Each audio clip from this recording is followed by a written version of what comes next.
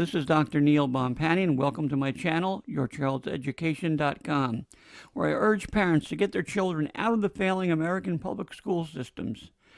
First, I would like to ask you not to come to any conclusions until you hear what I have to say. When people come to conclusions just because something sounds as if it does not align with their philosophical, political, or spiritual beliefs, they're often guilty of condemnation before investigation. This is what keeps us apart as a society, and we have been conditioned to do this by our political leaders and our schools and the media.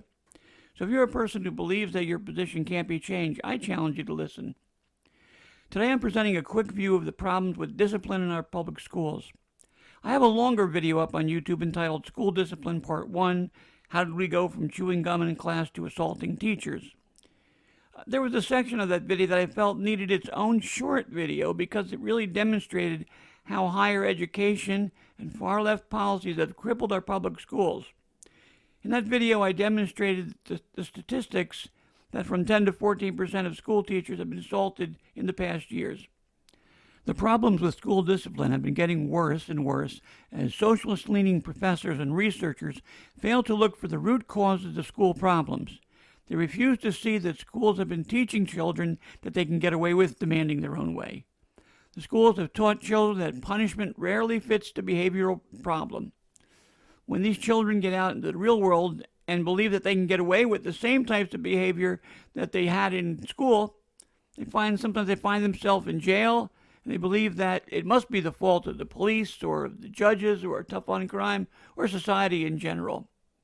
Every public school teacher of the past 40 or so years has been forced to do training program after training program, which were usually the result of some professor's grant project. Each of these programs promised teachers better control of their classrooms, better student retention, making sure the students were attentive, etc., etc., etc. If any of these programs had been worthwhile, we would not see the breakdown in schools and society that we see today. My main contentions are, 1, the programs that have been forced upon teachers by higher education specialists have been based on the ideas that, people are generally good. 2, when the programs fail, the blame is placed on the teachers. The specialists go back to the drawing board and come up with yet another program to force upon the teachers. They never ever take the time to investigate how the earlier programs might have been flawed. These programs all believe that tough disciplinary policies are somehow inhuman or racist or sexist or whatever. Let's examine how one of these higher education researchers views disciplinary problems in the classroom. Researcher Susan McMahon, the chair of the APA Task Force on Violence Against School Personnel and a professor at DePaul University, gave her expert solution to school disciplinary issues. This is what she said.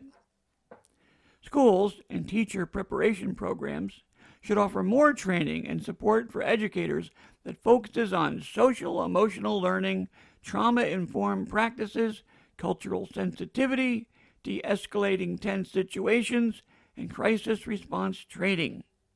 And teachers should receive more training on how to communicate effectively with parents. End quote. Now, statistics have shown that year after year, students and teachers are less safe in the classroom.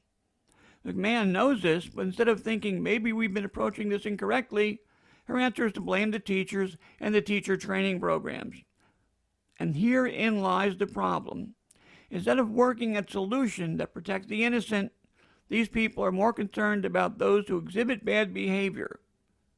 They have pushed the bleeding heart narrative for years, but refuse to take responsibility for the outcomes. The great majority of these individuals are Marxist.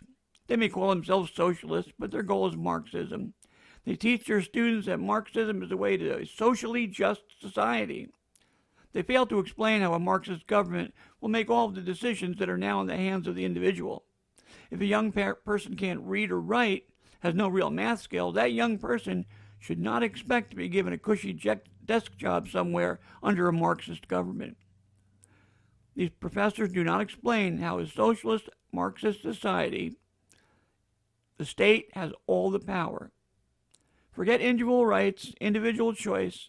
As history has shown time and time again, Marxism only works under a totalitarian form of government. Those of us who have lived long enough realize that our government has been moving in this direction for years, in spite of the fact that Marxism has not worked anywhere. We could offer what needs to be done to secure our schools and make them safe, but the people in power have gone too far and will not relinquish control. Adolf Hitler once said that he who owns the youth controls the future. Those who are in charge of education from the top down understand this all too well. The only thing a parent can do at this point is take their children out of the public schools, either find a private school or homeschool them. Homeschooling is not as difficult as it sounds, and many families are homeschooling their children for under $1,000 a year. Of course, there are those parents who can't afford this, and there are parents in some homes who can't leave their children at home while they work. I feel for these parents, and the only advice I can offer is to be a big part of your child's education. Talk to them every day. Ask them what they were learning. Correct anything that you hear that you do not agree with. Find supplemental materials to help them learn the things that school is not teaching. Since 54% of the adult population of the United States reads below the 6th grade level, you can't count on the public schools to teach your child. That 54%, is the result of schools over the past 40 years. Now, if you can work with other parents in your neighborhood together, you might be able to find tutors for your children, or just find some former teachers or teachers who will spend some time. I believe that our government will at some time ban homeschools, so it's imperative that you make changes as soon as possible. The eggheads in higher education who develop these educational programs will only continue to move our schools in the wrong direction. They are too entrenched, and the people who fund them have pockets that are very deep. Please, if you can, get your children out of the public schools. They're failing, they're getting worse, and they're dangerous. There's no real easy answer to our societal problems, but you can at least try to protect your children. Give them the tools so that they may move on in their future and maybe have a chance. Please, if you like this video, like, subscribe, ring the bell, whatever. And also, please visit my site at www.yourchildseducation.com. My channel and my site are new, so I believe it's going to take some time. But please, visit there, get involved in discussions, leave comments, and thank you very much. Good luck.